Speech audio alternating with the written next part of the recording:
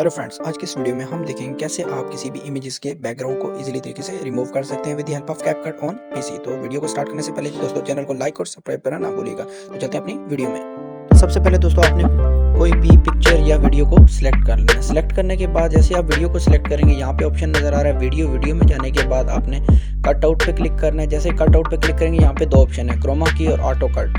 तो सबसे पहले मैं क्रोमा की पे क्लिक किया और यहाँ से कलर पिकर को सिलेक्ट कर लिया, जो कलर आप रिमूव करना चाहते हैं किसी भी पिक्चर या वीडियो में से। फॉर एग्जांपल इसकी स्ट्रेंथ को मैंने मेंटेन कर ली, इसी तरह शेडो को भी आप बढ़ा के इस वीडियो के अकॉर्डिंग, इमेज के अकॉर्डिंग इसको सेट कर लें। इसके अलावा सेकंड ऑप्शन है ऑटो कट आउट। जैसे आप ऑटो कट आउट पे क्लिक करेंगे, ऑटोमेटिकली वो वहाँ से वो इमेज कट आउट कर देगा जो उसके बैकग्राउंड में मौजूद होगा। इस तरीके से आप कैपकट में, पीसी में जो कैपकट मौजूद होगा उसमें आप इजीली तरीके से बैकग्राउंड को रिमूव कर सकते हैं बहुत ही आसानी से। So do not forget like and subscribe my YouTube channel such more informative videos.